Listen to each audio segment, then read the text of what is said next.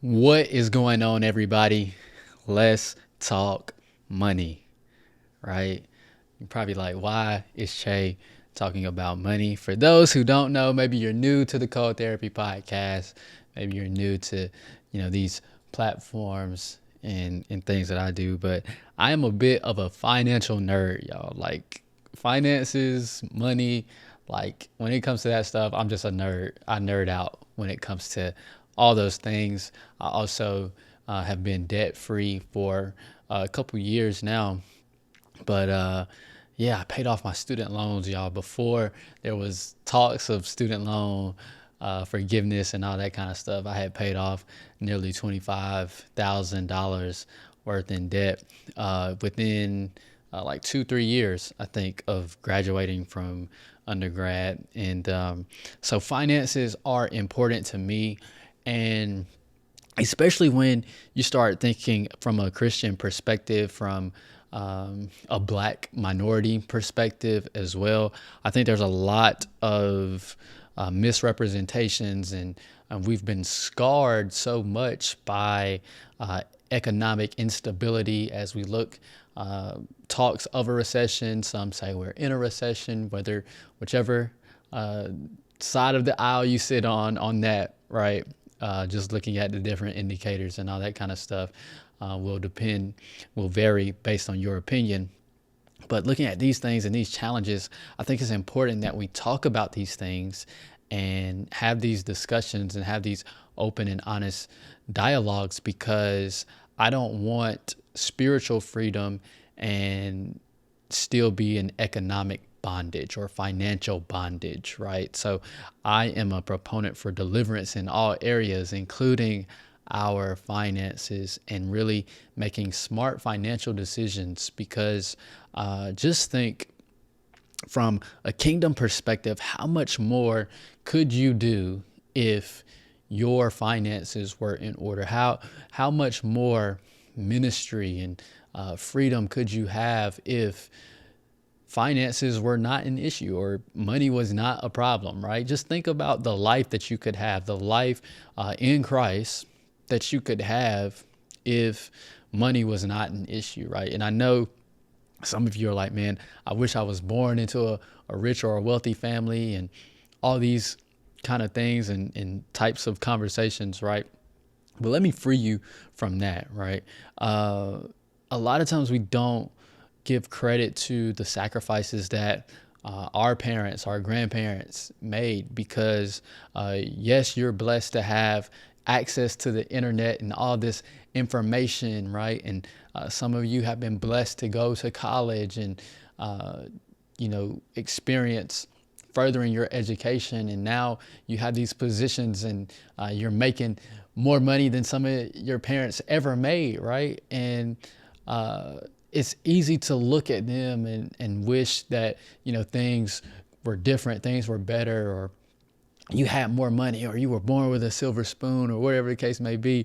But I think it's important that you give them grace as well, and understand that you're standing on the shoulders of giants, right? As we like to say, the saying that you're continuing to build. And especially since it's Black History Month, I can go here, but especially from a Black perspective, thinking about the sacrifices of those before us, right? Thinking about how we are still, in many cases, affected by the effects of slavery and different things like that, right? Just being honest and being from a natural perspective, those things still affect the community and the mindsets right behind that. And so there's a lot of things that from that perspective, you are creating, you are building the legacy for your family, right? You are building and creating generational wealth for your family if you approach it in that manner, and if you approach it with them in mind, which we'll talk about here in a second. But I really want to encourage you. So in terms of talking money, right, I think it's important. Key principles, finance 101, personal finance 101 is that we live on less than we make, right? Thinking about how much income you are bringing in, thinking about those things, and really taking ownership of what you have and what God has given you and placed inside of your life, right? And maximizing what he has given you. I think the principle of tithing, and we're not going to talk about that. I leave that up between you, your pastor, and God, right?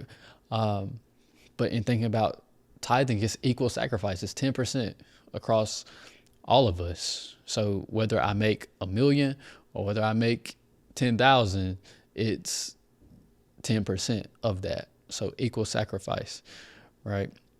So that in essence should start is where your natural budget should start.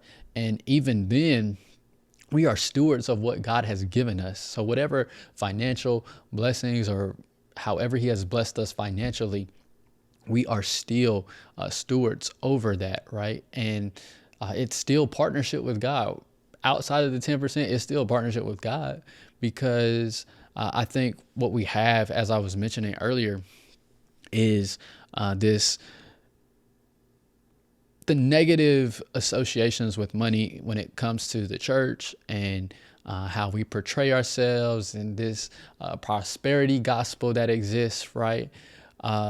It can kind of shift and mold us away from having these conversations and what it means to be a Christian and have money and obtain things, because I don't think it's a sin to have money, right? I don't think it's a sin to accumulate wealth. I believe that we can be saved and paid, right? Point blank. But I think the point of the matter is that our money cannot have us, right? We have money, but the money cannot have us, and money cannot become an idol to us. That is where it becomes so important, because the love of money is the root of all evil. It's not that money is the root of all evil. It's the love of money. So when we love those things more than the accumulation of assets, when we love our cars, our houses, these things, these material possessions more than we love God, then it's an idol. More than we love, searching and seeking the kingdom's will and the kingdom perspective of what to do with these resources, that's when it becomes a problem. So I want to encourage you, as we talk about money, to have a budget, to budget these items right, separate the needs from the wants, right? You need water, you need food, you need shelter, right? You want Beyonce tickets, you want whatever conference or whatever thing, understanding in partnership with God, if it's a Christian conference, maybe. But I think it's important to understand that we don't have to go to every single thing. Like, it's okay to say no. It's okay to turn down some of these events, right? Yes, they are kingdom building. Yes, they are kingdom edifying, but it is okay to not go.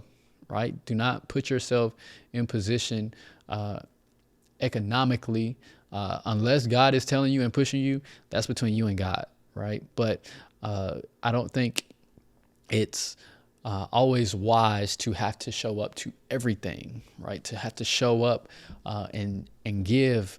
And I think a lot of people have been scarred from the church and leaders in general because of doing things like money lines in the church and, pushing and prepping offerings and all that kind of stuff, right? To each his own, but I don't agree with those things either. So when we talk money, when we talk finances, it can be a little iffy, right? It can be a little challenging to navigate these conversations, but I think it's important that we have a budget, right? That we live on less than we make, that we separate the needs from the wants, that we're thinking generationally, that we're thinking of retirement, we're thinking legacy, we're thinking insurance policies, right? It's unfortunate that many of us have to rely upon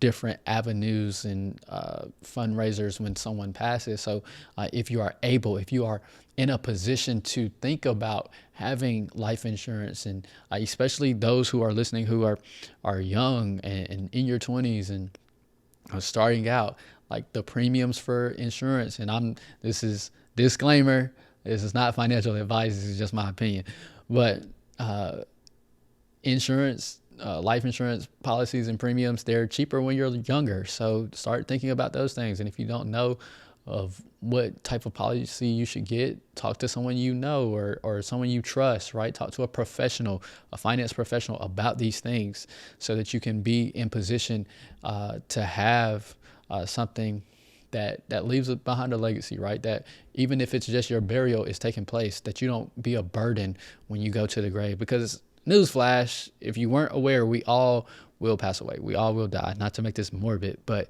it's just a reality of life. And a lot of the challenges that we face in life can be solved through economic and financial literacy, right? And being aware of these things and having things in place that help move that needle along. So I'm getting on a bit of a rant here. We'll come back and talk about this just a little bit further. The scripture for this episode is 1 Timothy chapter 6, verse 17. This is the New King James Version. It reads, "Command those who are rich in this present age not to be haughty, nor to trust in uncertain riches, but in the living God, who gives us richly all things to enjoy. Let them do good, that they be rich in good works, ready to give, willing to share, storing for themselves a good foundation for the time to come, that they may lay hold on eternal life." Right? So it says, command those who are rich in this present age not to be haughty, nor to trust in uncertain riches. This is key and critical as we start to think about how we steward our money, how we steward our finances. Those of you who are blessed, like, I know it may not seem like it, even if you're, just making ends meet or whatever the case may be, you don't have as much money as you would like.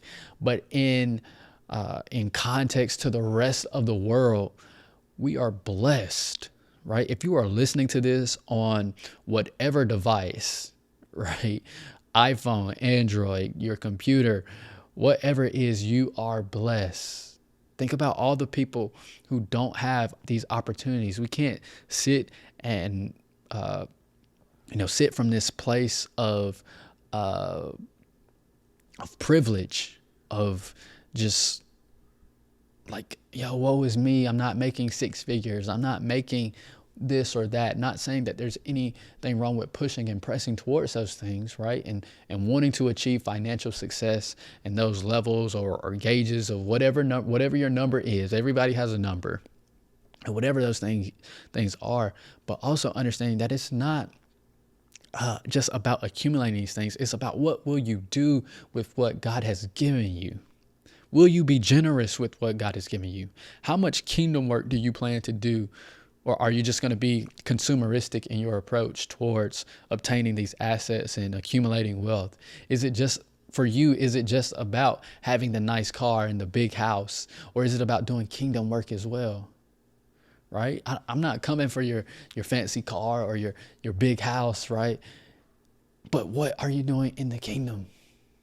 Who knows God because of your money? Who knows God because of your wealth, right? Because of what you've been able to accumulate, right? That's the most important thing. What are we doing as kingdom people, as Christians, as believers, with everything that we attain, right? Am I known for the brands that I wear, for the car that I drive, or am I known for bringing God's name glory? That's what it's about. When I say let's talk money, what are you doing with your resources? How are people blessed, right? How are the less fortunate coming to know Christ through what you have been given, right? And this isn't about, what you're paying in church and all that type of stuff. But what are you doing outside of that? Because it's bigger than that. If we really want to get on the tithing conversation, like, I'm not going to go there. If we really want it to go there, though, it's above and beyond the tithe under the New Testament, under the New Covenant, right? So what are we doing? I have to take a honest assessment, right? Because like I said, I'm a financial nerd. So I have to also look at, am I trusting in the S&P 500 more than I'm trusting God? Am I trusting in my employer more than I'm trusting in God? What am I doing? Right? Am I only wanting to get these things so I can have, the latest Jordans, the nicest car, the bigger house? Or am I doing this so I can be a kingdom philanthropist? Can I be a kingdom financer? Think about all the different things that are happening in your church, in your ministry, right? How much joy would it bring you to be able to say, here's a check, Pastor? That's what it's got to be about. When I say let's talk money, that's what I'm talking about. Like, yeah, I got it. Let's do this for the kingdom. Let's expand the kingdom through what God has given me, right? Not taking that selfish look at our finances and taking those things into account. But like I said, I understand that people are in different economic positions, and I really feel for those who are struggling week to week, right? Or you're trying to figure out how to make ends meet. And I think there are ways and methods that we can learn. Like I said, we have access to the internet. If you are listening to this podcast, you are blessed. You have access to the internet, right? It may be about going back to school. It may be for you about learning a skill, learning a trade, right? Starting to really invest and put time into your business so that you can grow in resources, in finances, right? In financial well-being and stability. Because I think it's important for us to understand that as believers, like, we serve the God with cattle on 1,000 hills, right? My Father is rich in houses and land, right? But it's about how do we really tap into the resources that God has given us, the skills that God has given us, to whether it's increasing our income, whether it's so that we can't just be spiritually free, but also financially free, right? Financially whole, deliver in our finances. That's a huge thing. And that's why I encourage people to pay off their debts, right? Their student loans or whatever the case may be, right? Because you're able to do more in the kingdom, for the kingdom, financially, right? Like I said, being a kingdom philanthropist, to be able to fund some of the things. Ministry takes work, y'all. As believers, it takes money. And a lot of you can probably relate to that as you see your churches trying to do different things, or your ministries trying to do different things. So I think it's important that we start having these conversations and really thinking about these things, thinking legacy, right? Making it easier for the next generation. Start thinking about our children's finances. Start thinking about legacy. How can we do this thing so that some of the struggles I went through, my kids won't have to go through, right? Putting them in better positions. Really honing in, getting out of that consumeristic mindset. I don't have to have every Jordan that comes out. I don't have to have or go to every concert or every this or that. That I can truly say, God, you supply my needs, right? I don't have to live this lavish lifestyle and have these things and they end up having me, right? That's what I want to encourage you to take a look at, an honest assessment of where you're at and where you want to be and what you want to do in terms of money. And like I said, I'm not a financial expert, so consult with whoever, right? Do your own due diligence in these things. And I think it's important that we have this conversation as believers, as Christians, as we talk about money, as we talk life, because money is the currency, the method in which ministry is done, which life is done, right? And I think there's so much more we could do if we understood and really took hold of having financial literacy within the church, within our communities, right? So that's going to do it for this episode. It took a spin that I wasn't expecting to take, but hopefully you got something out of it, right? To take a look at your budget if you don't have one. I'll drop some links to some resources that I use in terms of looking at my finances and setting budgets and seeing how how I'm doing spending wise, saving wise, investing wise, whatever the case may be. So that's going to do it for this episode. I appreciate everyone who tunes in. And we'll catch you on the next time. As always, make sure you like and subscribe to the podcast on whatever podcasting platform you're listening to it on. Follow us on Instagram and Facebook at Code Therapy. Go to YouTube. If you're watching on YouTube, like and subscribe to the channel. And that's going to do it for this episode of the Code Therapy Podcast. Until next time, I am your host, Chae Cole. Peace.